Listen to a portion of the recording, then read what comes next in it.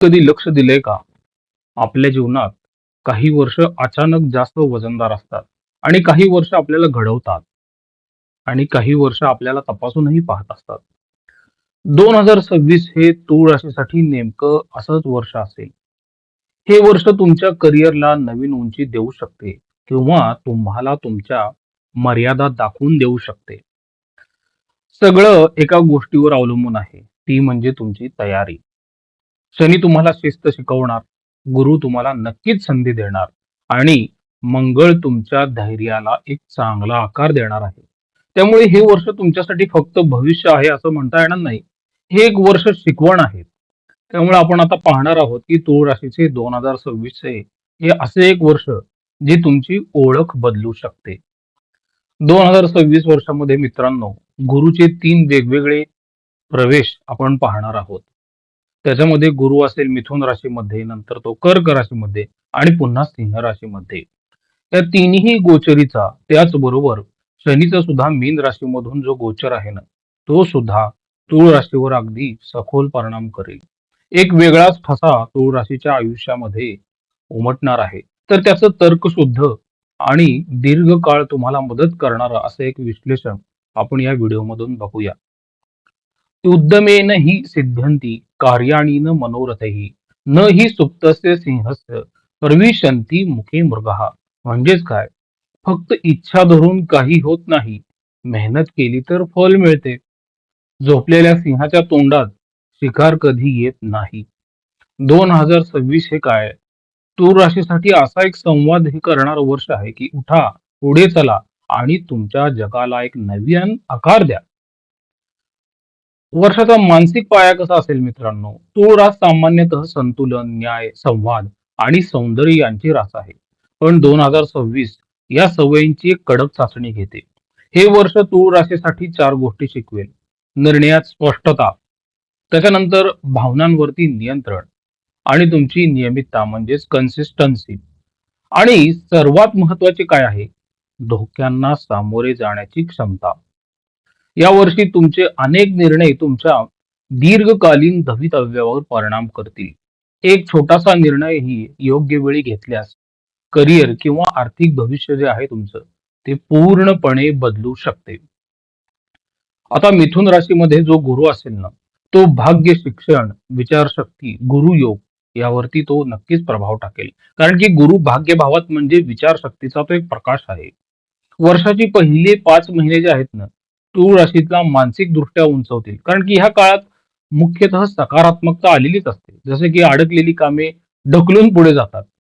Higher studies असतील किंवा काही सर्टिफिकेशन साठी असेल ना वेळ, ती सुद्धा तुम्हाला लाभदायक ठरेल. सिनियर लोकांची पण खरी मदत होते आणि तुम्हाला योग्य दिशा दाखवणारे गुरुही मिळून जातात. उदाहरणार्थ गेली 2 वर्षे तुळ राशीची व्यक्ती एखादा स्किल शिकण्याची इच्छा ठेवत होती, पण तिला वेळ मिळत नव्हता. तर वेळ मिळाला नाही किंवा तेवढं माझ्यामध्ये धैर्य नाही, क्लॅरिटी नाही, अशा गोष्टी घडलेल्या असतील. पण गुरु इथे तुम्हाला क्लॅरिटी देईल. जिथे तुम्ही आधी गोंधळात होता ना, तिथे आता मार्गही दिसू लागेल. फक्त मिथुन राशीचा गुरुचा धोका काय असतो तुम्हाला सांगतो, ओव्हर थिंकिंग. कारण मिथुन राशीचा दोष म्हणजे माहितीची गर्दी बरं का. एकाच गोष्टीबद्दल 5 वेगवेगळ्या मार्गाने विचार करताल. काय करायचं आहे हे समजेल, पण पहिले पाऊल पाडायला वेळ लागेल ना. त्यामुळे मिथुनेचा गुरु हा असाच गोंधळ उडवतो. उदाहरणार्थ कोर्स करायचा आहे का, जॉब बदलायचा आहे का, इन्व्हेस्टमेंट करायची का, ट्रॅव्हल करायचंय, पण तुम्ही ह्या अनालिसिस मध्ये अडकून तुमचा वेळ वाया घालवताल. त्यामुळे ह्या पहिल्या 5 महिन्यांमध्ये चांगल्या संधी निसटू शकतात, हे तूळ राशीने लक्षात ठेवायचंय. मग उपाय काय? व्यावहारिक दृष्टिकोनातून प्लॅन करा आणि त्याला डेडलाईन द्या. एक्झिक्युशन करा. नंतर पाहू हा शब्द मात्र काढून टाका बरं का. दर आठवड्याला एक नवीन स्किल तर तुम्ही नक्कीच अपग्रेड केले पाहिजे आणि व्यावसायिक असताल तर दर आठवड्याला एक नवीन कॉन्टॅक्ट तुम्ही डेव्हलप केला पाहिजे. आता मे महिन्यानंतर काय होतं? गुरु कर्क राशीमध्ये जातो. त्याच्यामध्ये करिअर, प्रतिष्ठा, नेतृत्व आणि दृढता याच्यावर तो खूप चांगला परिणाम देतो. कारण की हा काळ तूळ राशीसाठी एक गेम चेंजर ठरणार आहे.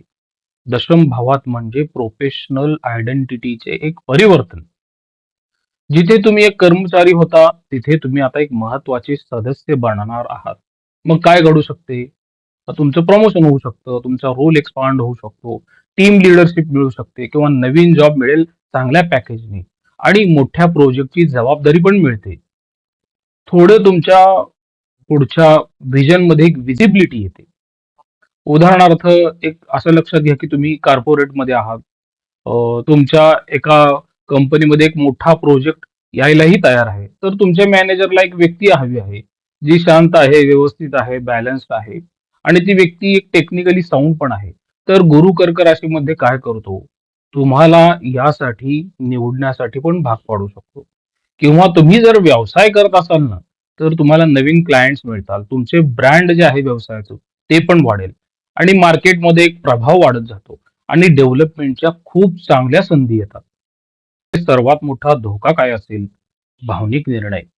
कारण की कर्क ही मित्रांनो जलतत्वाची रास आहे आणि तिथे गुरु काय करतो, भावनांवरती नियंत्रणच ठेवू देत नाही. मग तुमच्यामधून चूक कशी तयार होऊ शकते? सहकार्याने काही म्हटले तर तुम्ही पर्सनली घेताल आणि वरिष्ठांनी दडपण दिलं तर तुम्ही लगेच तडकपणे प्रक्रिया देताल. घरातील ताण म्हणजे काय असतं, कामात चिडचिड होईल आणि मित्रांचा सल्ला नेहमी काय होईल, चुकीचा निर्णय घ्यायला भाग पडेल. त्यामुळे हा काळ तुमच्याकडून एकच मागतो, जरा थोडं तुम्ही प्रौढपणे विचार करायला शिका, मॅच्युरिटी ठेवा आणि एक चांगला निर्णय घेण्यासाठी चांगल्या अनुभवी व्यक्तींचा सल्ला घ्या. तुम्ही उपाय म्हणजे काय करू शकता? व्यावहारिक दृष्टिकोनातून तुमचा टोन प्रोफेशनल पाहिजे.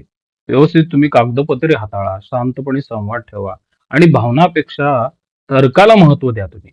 पुढे काय होईल नोव्हेंबर महिन्यानंतर गुरु हा सिंह राशीत प्रवेश करेल आणि तिथे मग लाभ, पैसा, संपर्क आणि प्रतिष्ठा यावरती गुरुचा फार चांगला प्रभाव असेल. हा काळ वर्षाचा सर्वात सुवर्ण काळ असेल तुळ राशीसाठी. 2026 हा तुमच्यासाठी एक हार्वेस्ट सीझनच समजा. याचे फायदे काय होतात? पैशाची आवक वाढते. मोठे सोशल कॉन्टॅक्ट्स होतात. समाजात प्रतिष्ठा मिळते. एक मोठी कामगिरी तुमच्या व्यवसायामधून तुमच्याकडून पार पडते आणि जुनी स्वप्न पण पूर्ण होण्याची शक्यता आहे. त्यामुळे हा काळ लक्ष्मी प्राप्तीचाच आहे. उदाहरणार्थ काय, की तुम्ही केलेली मेहनत वर्षभरात कुठेतरी संग्रहित होत असते आणि ऑक्टोबरपासून ती मेहनत जी आहे ती प्रत्यक्ष फळे देऊ लागेल. नक्कीच नवीन इन्कम सोर्सेस वाढणार, बोनस मिळतील, इन्सेंटिव्हज मिळतील, मोठे क्लायंट्स मिळतील आणि चांगल्या मोठ्या व्यक्तींचाही सपोर्ट तुम्हाला मिळेल. धोका काय असतो अशा वेळेस? इगो. सिंहेतला गुरु काय करतो? ओव्हर कॉन्फिडन्स देतो. माझेच बरोबर किंवा माझाच अंदाज बरोबर ही धूळपेक तुमच्या डोळ्यामध्ये होते. त्यामुळे ते लाभ कमी करू शकते. पुढे काय आहे या वर्षभरात मित्रांनो? शनी पूर्ण मीन राशीमध्ये आहे वर्षभर. कामाचा ताण आणि विरोधक तर थोडे असतातच. हा मित्रांनो कसं होतं, की ज्यावेळेस तुमच्या तोंडाला काहीतरी येतं, तिथं 1 किंवा 2 वेळा इटरेशन्स तुम्हाला घ्यावे लागतात आणि त्यानंतर ती वस्तू तुमच्या आयुष्यामध्ये मिळून जाते. गुरुबळे असल्यामुळे मीन राशीतल्या शनीचा तुम्हाला काहीही तोटा होणार नाही. फक्त काही ज्या छोट्या-मोठ्या काळजी असतात ना, त्या आपण घेणं गरजेचं असतं. शनी तुमच्या 6व्या भावात आहे. म्हणजे एक दीर्घ स्पर्धेला तुम्ही उतरला आहात. म्हणजे कसं असतं, ही शर्यत वेगाची नाहीये. ही शर्यत एक सहनशक्तीची आहे. मग तुम्हाला काय अनुभवलं येतं? ठीक आहे, कामाचा ताण येतो, थोडा वेळ कमी पडतो, समस्या जास्त होतात आणि सहकाऱ्यांबरोबर वाद होतात. थोडं काम करता तिथे एक थोडं पॉलिटिक्स असतं किंवा आरोग्यात चढ-उतार होतात. त्यामुळे काय होतं दैनंदिन शिस्त बिघडू शकते. परंतु सत्य लक्षात ठेवा बरं का, शनी 6व्या भावात शेवटी विजयच देतो. ही स्थिती शत्रूंवर विजय, नोकरी टिकवणे किंवा कर्ज कमी करणे, रुटीन मजबूत बनवणे आणि धैर्य वाढवणे ह्या गोष्टी करून देतो. आरोग्याच्या बाबतीत जर विचार केला तर ऍसिडिटी किंवा थोडं डायजेस्टिव्ह इश्यूज असतात, फटीग असते, कधी-कधी पौर्णिमेजवळ अँझायटी होणे किंवा स्किन ॲलर्जी होणे किंवा मग व्हिटॅमिन डिफिशियन्सी अशा गोष्टी होऊ शकतात. मग तुम्ही फक्त झोप व्यवस्थित घेणे आणि वेळोवेळी आपली वैद्यकीय चिकित्सा करून घेणे फार गरजेचे असते. याला हाच एक व्यावहारिक दृष्टिकोनातून उपाय मानता येईल. त्यानंतर ह्या पूर्ण वर्षभरात मंगळाची जी भ्रमण असेल ना, ती सखोलवरती परिणाम करतीलच.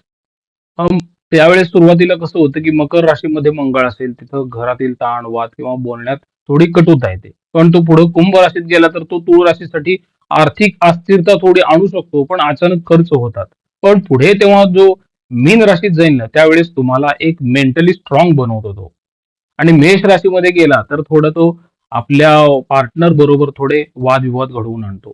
आणि मग तो वृषभ आणि मिथुन राशीमध्ये जर गेला ना, तर तुम्ही जे काही आतापर्यंत करत आलेला आहात प्लॅनिंग, त्या पूर्ण गोष्टीला तो फायदा मिळवून देतो, सक्सेस मिळवून देतो.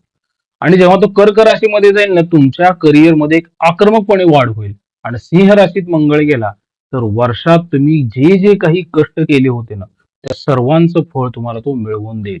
त्यामुळे ही मंगळाची जी गोचर आहेत ना, याचं जे काही सखोल विश्लेषण आहे, मी ज्या त्यावेळी आपल्या चॅनलवर प्रकाशित करेल ना. तर मंगळ, बुध, गुरु आणि शनी ह्या सर्वांचं एक संमिश्र परिणाम बघितला ना, तर जानेवारी ते एप्रिलच्या दरम्यान कसं होईल? तुम्हाला स्थिरता असेल, थोडं बॅलन्स्ड लाईफ असेल, काही मोठे बदल फारसे होणार नाहीत. पण जून ऑगस्ट मध्ये काय होईल? थोडं खर्च वाढतील आणि घरातील काही निर्णय प्रलंबित होतील. व्यवसायातली म्हणत नाही मी. आणि ऑक्टोबर ते डिसेंबर मध्ये मग आर्थिक वाढ झालेली असेल, सेव्हिंग्ज मध्ये वाढ झालेली असेल आणि नक्कीच तुमच्या समोर नवीन संधी पण आलेली असतील. तुमचा दोष काय आहे मग? तुम्ही कमवता, पण बचत पक्की करत नाहीत. हा तुमचा दोष आहे. आणि 2026 मध्ये हा पॅटर्न मोडला नाही, तर 2027 वर्ष आर्थिकदृष्ट्या गोंधळात पाडेल तुम्हाला. नातेसंबंधाच्या बाबतीत जर विचार केला तर जानेवारी ते एप्रिलमध्ये काय होतं, थोडासा मिसअंडरस्टँडिंग होऊ शकतो. ओव्हर थिंकिंग होतं आणि मग शब्दांवरती नियंत्रण राहत नाही. ते ठेवणं गरजेचं आहे. तर जून ते सप्टेंबरमध्ये काय होईल? स्थैर्य मिळतं नात्यांमध्ये, संवादही सुधारतो आणि थोडाफार जोडीदाराचा विश्वासही वाढू शकतो. पण ऑक्टोबर ते डिसेंबरमध्ये काय होतं मग प्रेम, सहकार्य, एकत्रित योजना किंवा घरात मध्ये आनंदाचे वातावरण ह्या गोष्टी घडतात. काळजी काय घ्या तुम्ही नेहमी एकच सांगतो मी इगो ओव्हर थिंकिंग आणि अविश्वास घरच्यांवरती तुम्ही अजिबात ठेवू नका. विद्यार्थ्यांसाठी जर विचार केला ना तर कॉम्पिटेटिव्ह एक्झाम असेल तर तिथे तुम्हाला हा शनी जिद्द देईल बघा. हायर स्टडीचा जर विचार केला तर तुम्हाला शिक्षणात तो गुरु सपोर्ट देईल. डिस्ट्रॅक्शन म्हणजे काय पहिल्या 6 महिन्यात तुमचं डिस्ट्रॅक्शन अभ्यासापासून होऊ शकतं. तिथं तुम्ही काळजी घेतली पाहिजे आणि इंजिनिअरिंगचे जे विद्यार्थी आहेत ना ते प्रेशर येईल त्यांना पण यशही मिळेल. मग तुळा राशीसाठी अंतिम निष्कर्ष काय आहे, की 2026 हे वर्ष तुमच्यासाठी परीक्षा नाहीये. हे वर्ष तुमच्यासाठी एक ट्रेनिंग ग्राउंड आहे असं समजा. जिथे शनी तुम्हाला मजबूत करतो, गुरु तुम्हाला दिशा देतो आणि मंगळ तुम्हाला धैर्य देईल. जर तुम्ही मेहनत केली ना तर 2026 तूळ राशीसाठी पुढील 12 वर्षांच्या विकासाचा पाया बनवून देऊन जाईल. म्हणून ही वर्ष तुमचे एक आयुष्य बदलण्यासाठीच आलेलं आहे. फक्त प्रश्न एवढाच आहे की तुम्ही तयार आहात का? प्रसाद कुलकर्णी, पंढरपूर. श्रीराम.